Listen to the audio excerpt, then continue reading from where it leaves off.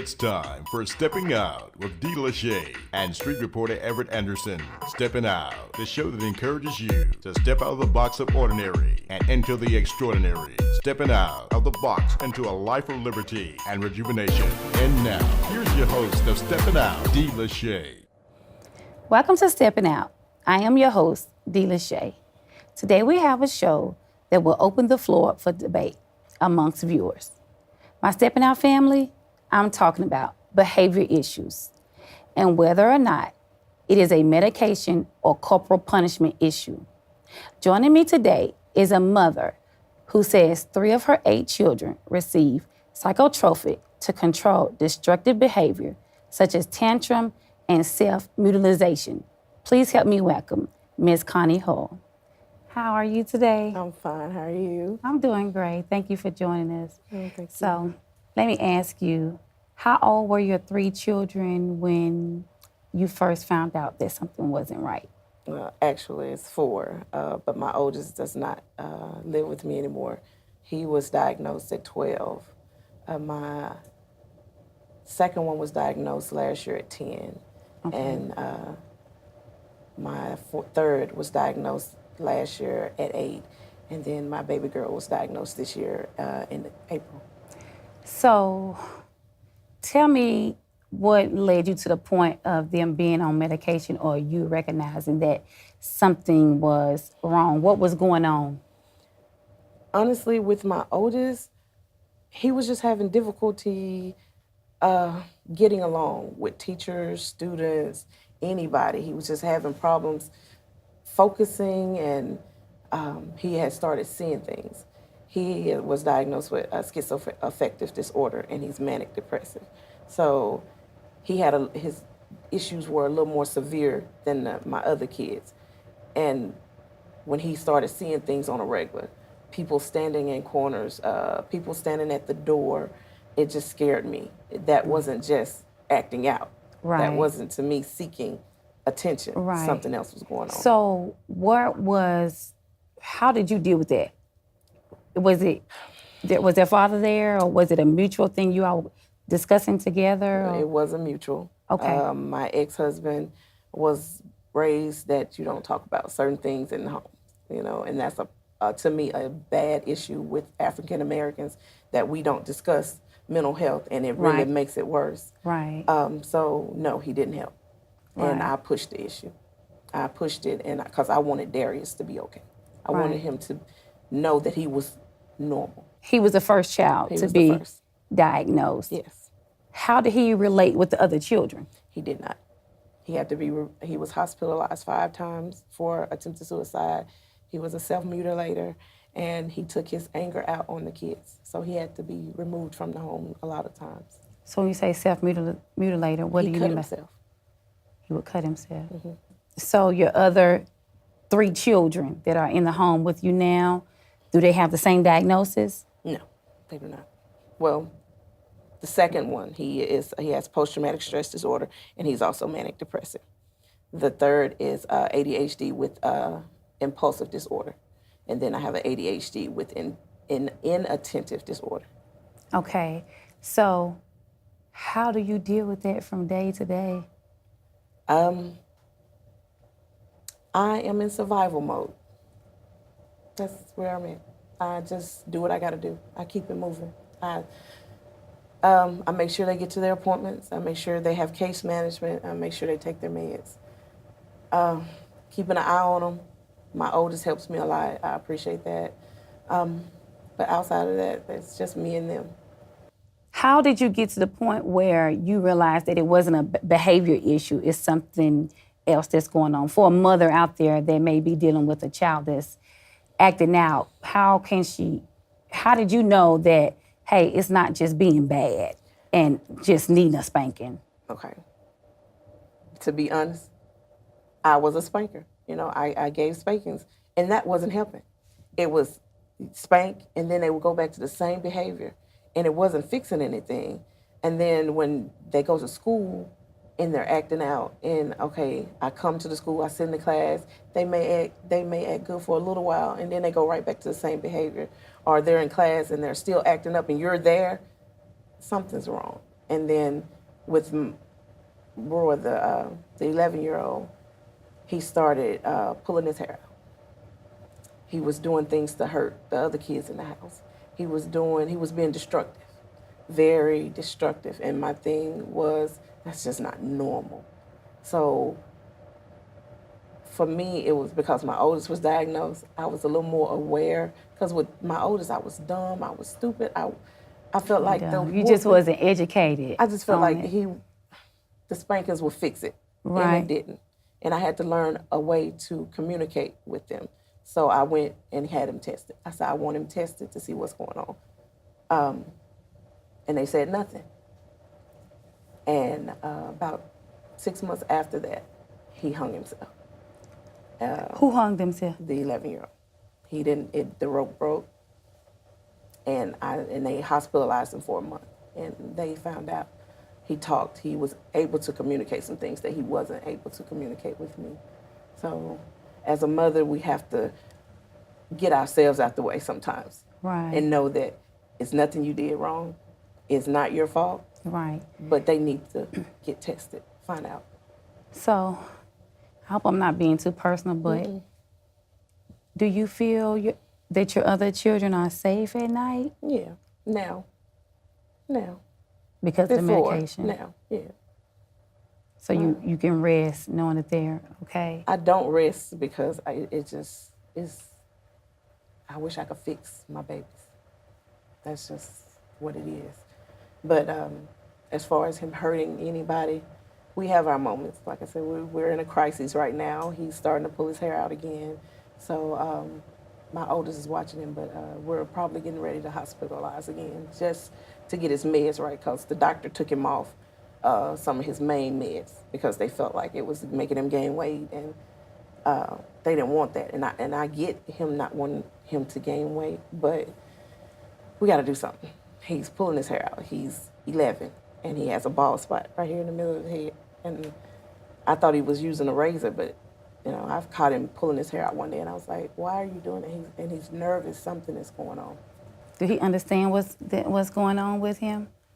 Somewhat, yes, and somewhat no. He doesn't understand the feelings of wanting to hurt himself. Right. He just knows that he gets real angry, and he feels like that being dead is better than living. I'm so sorry.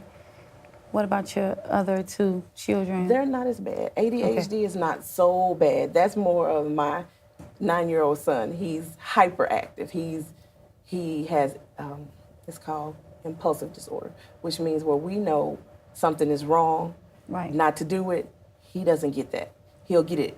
He'll do something, it's wrong, he'll get in trouble, and he'll figure it out later. But initially, he doesn't get it. So I have to really watch him, and when he goes to friends' house, I kind of have to let parents know he's not doing it to take things, because he's more of kleptomaniac, pick up stuff. He doesn't realize that it's wrong to an extent, and I'm not making excuses for him. That's just what it is. Right. I have to stay on him and watch him. And then the little girl, she's attentive. She doesn't retain information. She'll read a book, and she can tell you what it's about at that moment. But the next day, she doesn't retain information. Wow. Do the doctors think that what you're going through with your children, do they think it's hereditary? Yes. They do? Mm-hmm.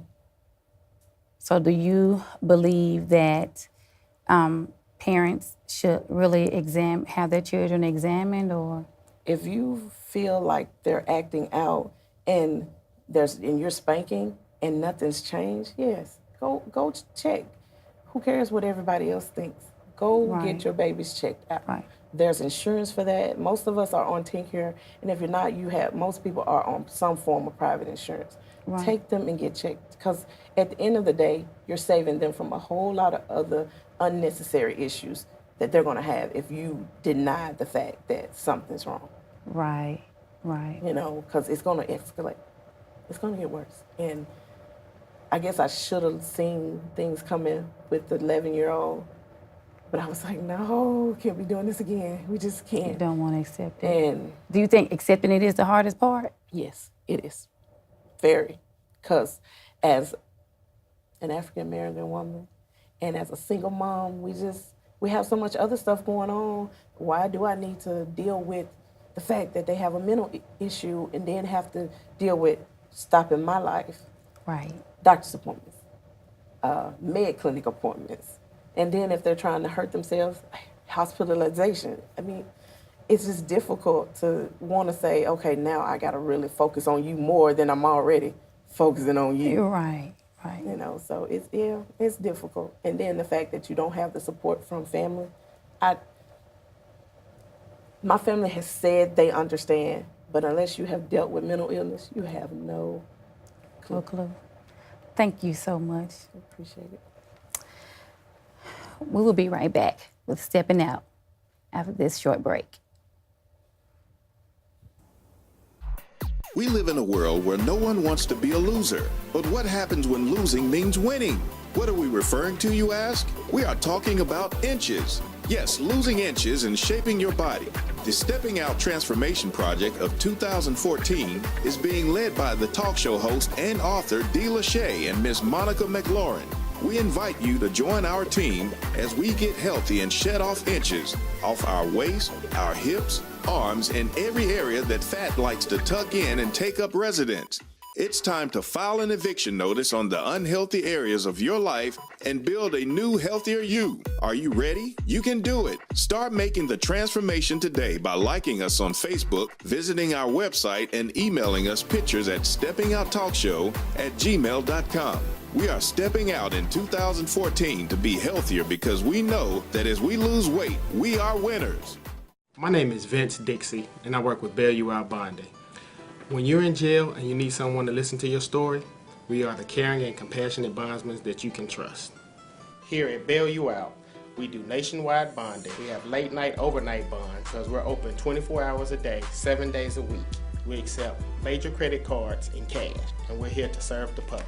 Here at Bail You Out, C-Wiz, Mayhew, and Vince are here to bail you out.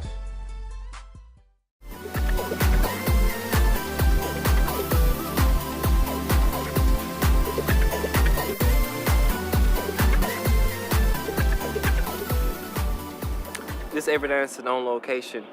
We got here, what's your name? Stan Moore. Stan Moore right here in Madison, Tennessee. Today's topic was about discipline versus medication.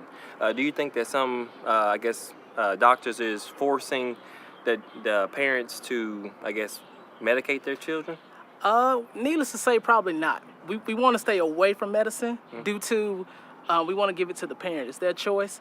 In the mental health field, typically, we want parents to use interventions like 1-2-3 Magic or more 1-2-3 Magic versus medications because typically if parents lean more towards medication, it kind of gives us the results or, just the result of it. They're looking for something like maybe a check or versus something that, is going to really help the kids. So we try interventions versus medication. Okay, from what I look at now, I guess everybody's actually being medicated versus being disciplined these days. Do you think that doctors are persuading them? Or maybe some doctors versus others? I think when you have doctors who are typically in it for the money versus the treatment, then you ultimately are going to get, providers to say, well, you need to medicate your child. If they're really good, it's a case-by-case basis. So do you think the parents are taking the easy way out, I'm gonna give them this pill before I have to whoop them, instead of discipline them? Well, see, the thing about the pills is that because they're so different, they have different results. So you get a kid who has ADHD and you give them a certain type of pill, it may make them gain weight, typically making them slower, which will slow them down. Or it could be a worse result, and if you give that same medicine to a child who has like a mood disorder, then it may just accelerate their mood and then they're just all over the place. So I think the doctors and the parents have to ultimately be on one track in order to treat the child. Okay, everybody gotta be on the same page. Yes. To treat this, to treat them. If a kid is overactive, right? They have all the energy in the world. They run around the house. Being a kid, to me, what would you do? Do you think they have a problem? I'm an intervention person all day. Okay. So that means that typically we're gonna look at case studies. We're gonna look at videos. We're gonna look at increasing parenting skills and knowledge before we actually try anything with medication.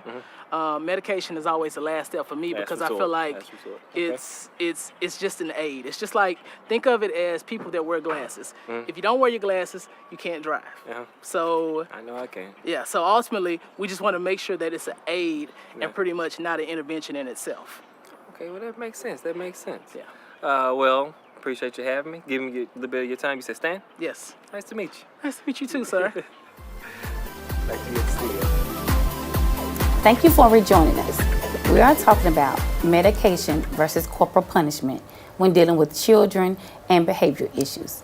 In the studio, we have Dr. Elliot Bell of Meharry Medical College, who specializes in diagnosing and treating children with mental disorders. Thank you so much for joining us today. Thank you for the invitation. Thank you. So let me ask you this. What is the process of diagnosing a child to say that they have mental disorders?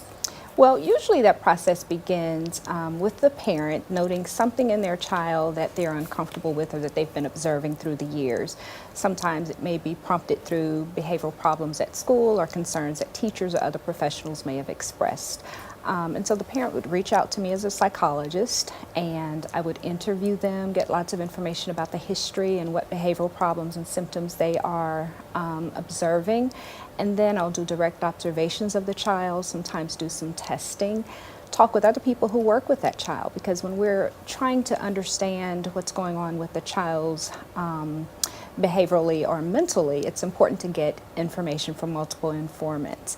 And so then we just take all of that information, pull it together, and we compare it against the diagnostic criteria for a number of different behavioral and developmental disorders, and we make the diagnosis based upon the evidence that we have to support one of those. Right. So are there any specific behaviors that a parent can look for, or like warning signs that their child may have mental disorders? Well, I think it depends on the age of the child, of course. For small children, less than 5, we're really concerned about development again. So if the parent's concerned that their child's not talking or their child's not making eye contact with them, or perhaps the child's not interacting with friends the way they would expect them to at that age, then would be concerned. If it's an older child, I'm always concerned about changes in behavior. So if the child's been developing and getting along with peers, learning okay, and then all of a sudden you see some changes in your child's grades, maybe they plummet, or they stop wanting to hang out with their peers, or they become really anxious or beginning to gain or lose weight really rapidly, right, then I'd be concerned that that child may be struggling with some type of emotional or mental disorder. How is it possible to distinguish between a mental disorder and a child just being manipulative? Kids with new technology and all these things, kids are actors and dramatic nowadays. Yeah. So how can you distinguish between a mental disorder versus a child that's just very manipulative? Absolutely, especially teenagers. Teenagers playing against your parents and, Well, and I think that's where it takes getting lots of information. We want to get a history of what the pattern of behaviors have been like through the years, and also across settings. If a child's only acting out with mom, but she's fine when she's with grandma, she's fine at school, she's fine with dad, and fine with her friends, then you might expect that, she's getting something from that relationship with mom, or she's seeking something from that relationship with mom. So it's not necessarily mental disorders. Yes. Maybe they're not. If The relationship is damaged. If she's overly dramatic with mom because mom tells her she can't, have her cell phone that evening, but, dad or grandma or others can place the same limitations, and there may be some other issues going on there. Doesn't mean that she is not struggling emotionally and have some things that we need to work through, but that's where I think a good diagnostic interview and the diagnostic process is so valuable in trying to make that distinction. Okay. So for the parents out there that believe in spanking children, as a doctor who deal with children with mental disorders, do you promote spanking, or think that, or feel that a child should be examined, or how do you feel? Is spanking okay for children that have mental disorders? Do that help, or does it hurt more? What a loaded question. I'm sorry. Let me try to unload here. Okay. I think, whether or not spankings are effective, I think the literature has been mixed. A lot of people are concerned about the long-term effects of spanking. Spankings can bring about immediate consequences, or it can be an immediate tool or strategy to use, but typically it doesn't last, so the child may avoid the spanking once, but it doesn't teach the child why that behavior was a concern initially, or what they could have done differently in that situation. So from that perspective, I think spanking is not the most effective tool that parents can use. And oftentimes, by the time parents come in to meet with me, they've tried spanking and they've tried, some other things, and it's not working for them. And so my role is to help them look at other strategies they can try to use to help manage that child's behavior. So it's nothing wrong with a parent coming in and seeing you and getting a consultation if they just worried in the beginning. They don't have to wait till it get to an extreme situation such as suicide or things like that before they reach out to get some help. Absolutely. I think that prevention is key. So, and a lot of times parents will get that kind of education and information from their primary care providers, right, such as the pediatricians that I work very closely with at Meharry. So right, they're talking with them about types of things to expect and how to promote their child's behaviors, and what some red flags are that they right, should be on the lookout for. But absolutely would love to be proactive at getting right, parents, if they have concerns. Sometimes it's just this gut feeling that something's right, not quite right, and so we right, encourage them to talk with their pediatrician or other provider. And if it reaches a level where they'd like to have a consultation, then absolutely would much rather do that than... It's interesting that you say that, because as people, we get the physical checkup, and we get physicals, we get shots, we get our yearly exam to make sure that everything is okay. But typically, you never hear people just go for a checkup or have themselves examined mentally. It's always once it's really, really bad before we go. And that's why I'm thrilled to be here today, just to be able to, or begin to have conversations and reduce the stigma associated with mental, behavioral, and psychiatric disorders. I think we have to have those conversations, because there's a lot we can do on the preventive end, prevent or intervene much earlier before it gets to the point where a child's acting out through alcohol and drug experimentation, or cutting, or suicidal gestures. So at your clinic, do you have the task of admitting children to facilities, or is your job pretty much just medicating and treating the child? Okay, so I'm a psychologist in the Department of Pediatrics at Meharry, and so primarily we run an outpatient clinic. Okay. However, if a child comes and they are in distress, and I determine that they are a risk to themselves or others, then by law I have to intervene and help keep that child safe by facilitating getting them admitted into a hospital that can address their needs and stabilize the situation. I also need to correct, I'm a psychologist, and so with that said, I don't prescribe any medications, but I do work very closely with a developmental pediatrician in our practice and our Department of Psychiatry if need be, so that we can get children the appropriate level of intervention that they need.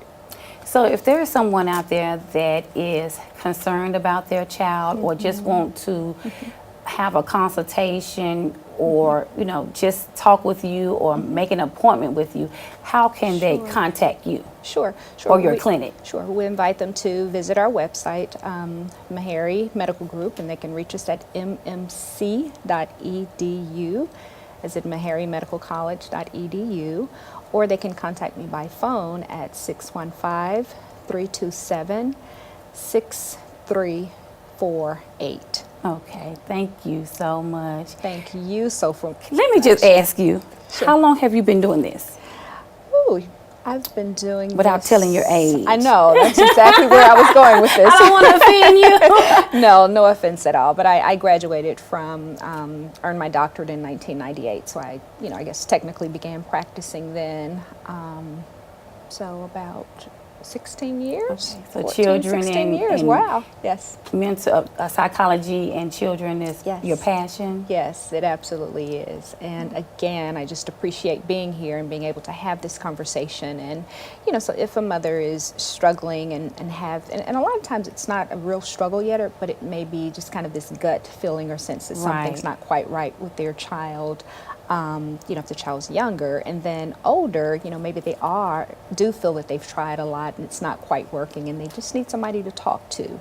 You know, in addition to grandma and the aunts in the family and other parents, you know, sometimes having a neutral third party come in, assess the situation, and help make some determination about whether a professional level of intervention is needed. Well, thank you so much for joining us today, and I really appreciate you telling us about Meharry Medical College, Meharry Medical College, and everything that they do to help children and help families that may be in this situation. Yes. Because it's a stigma, and a lot of people don't like to talk about things that are going on in their home with their children. Absolutely. And again, many thanks to you and the producers. We just had a very informative conversation. Thank you, Dr. Bell. We will be back with more Stepping Out after these messages. Thank you for watching Stepping Out with D. Lachey. We hope you are uplifted, motivated, and encouraged. If you'd like to be a guest on the show or become a sponsor, call the number on the screen or visit steppinouttalkshow.com. Stay up to date with Stepping Out by liking us on Facebook and following us on Instagram and Twitter. Be on the lookout for contests, giveaways, and behind-the-scenes footage you can only see online. We'd like to thank our guests, Ms. Connie Hall and Dr. Elliott Bell, for joining us today and shedding light on an issue that is overlooked and many times swept under the rug. If you or someone you know is experiencing behavior issues out of a child not considered normal, contact your doctor and ask for help. They can make mental health referrals and get you the support you need. Until next time, I'm Dee Lachey, and this is Stepping Out.